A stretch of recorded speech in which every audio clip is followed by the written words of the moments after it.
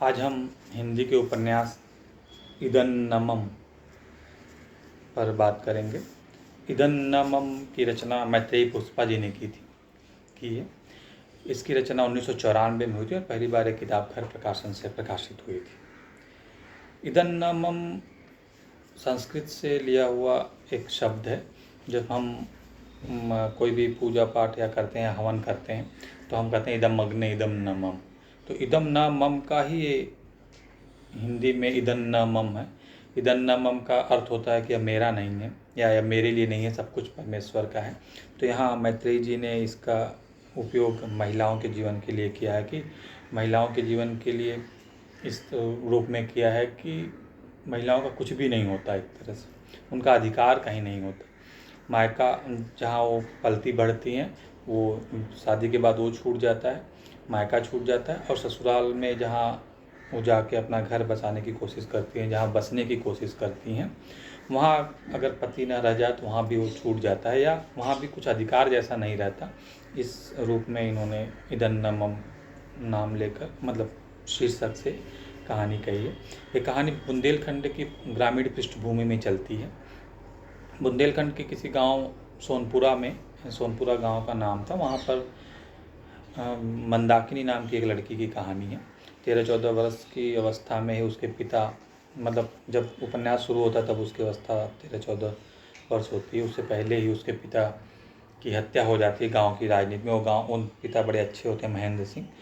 वो क्या लोगों की सेवा में और गांव की भलाई में लगे होते हैं, लेकिन और वो राजनीति नहीं समझ पाते, लेकिन राजनीतिक प्रभुत्व के चक्कर में उनकी हत्या किसी तरह हो जाती है। उस घटना इसमें नहीं है, लेकिन अवान्तर से कथा से पता चलता है।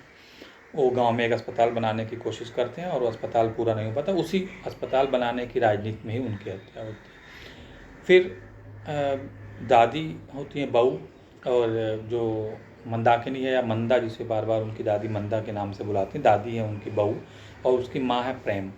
प्रेम इनकी माँ जो थी, पिता की मृत्यु के बाद कुछ दिनों बाद वो किसी और के साथ चली जाती हैं रहने के लिए। चली जाती हैं या ज़बरदस्ती दूसरे जो वर्चस्वशाली लोग थे वो ले जाते हैं। ये दोनों के बीच गुत्थम गुत्था चलती रहती है, लेकिन ऐसा मानना है कि वो चली गई हैं, मतलब वहाँ रहती हैं। तो ऐसी स्थिति में बहू जो हैं वो अपने किसी जानकार या दूर के रिश्तेदार दूसरे गांव, मतलब अपनी पोती को लेके, मंदा को लेके दूसरे गांव पंचम सिंह, जिनको दादा दादा कहा गया है उपन्यास में, उनके घर चली जाती हैं रहने। उनके गांव सोनपुरा से श्यामली गांव था थोड़ी दूर, वो श्यामली गांव में जाती हैं रहने के लिए और वहीं रहती हैं। वहीं मंदा का धीरे धीरे विकास होता है, मतलब धीरे धीरे मंदा बड़ी होती है और दादा जो पंचम सिंह थे वो कहते हैं कि नहीं, अब तुम्हारी शान और तुम्हारी मतलब इनको आश्वस्त करते हैं कि तुम्हारी इज्जत अब मेरी इज्जत है, और बहू को और उनको दोनों को शरण देते हैं।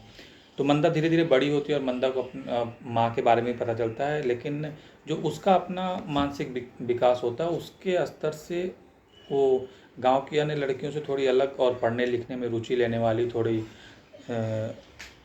थोड़ी मुखर व्यक्तित्व की बनती है। और धीरे धीरे जब उसको अपनी माँ के बारे में पता चलता है तो अपनी माँ से नाराज़ नहीं होती, बल्कि उन्हें माफ़ कर देती है और एक तरह से उनके पक्ष में ही जाती है कि ठीक किया माँ ने, जो किया, जो उसे सही लगा उसने वो किया, और जो हमें सही लगेगा हम वो करेंगे। तो धीरे धीरे इस निरीह अवस्था से उसका विकास एक सुदृढ़ स्त्री के रूप में होता है। वो किसी के सामने झुकती नहीं, किसी के सामने रोती नहीं, न किसी के सामने समर्पित होती है, बल्कि अपना जो कर्तव्य उसे अपनी मानसिक अवस्था से जो उसका अपना काम लगता है वो उस पर आगे बढ़ती है। और फिर अपने पिता के सपने को, वही अपने गांव में अस्पताल बनाने का उसका भी अपना सपना होता है और वो सपने लेकर फिर आगे बढ़ती है। इसमें कई लोग उनके साथ आते हैं, कई लोग फिर विरोध में भी होते हैं। एक मकरंद नाम का एक व्यक्तित्व भी इसमें आता है सामने, जिनसे इनका आकर्षण भी होता है, आगे बात भी बढ़ती है। लेकिन कहीं भी मंदा या मंदाकिनी झुकती नहीं, बल्कि धीरे धीरे उसी पृष्ठभूमि में पितृसत्तात्मक संघर्षों के बीच से उभरती है और अपना व्यक्तित्व सामने लाती है और अपनी लड़ाई खुद लड़ती है अपने बल पर। ये पूरी कहानी है इदन्नम। लेकिन वही कहने के लिए लास्ट में भी मैत्री पुष्पा जी यही कहती हैं कि ये 3 पीढ़ियों की अनोखी कहानी है, जिसमें 3 पीढ़ियों के संघर्ष की अनोखी कहानी है, जिसमें जो लड़ाई लड़ता है उसका अपना कुछ नहीं रहता। इदन्नमम इसलिए कहा, इसी नाम को भी सार्थक करता है। धन्यवाद।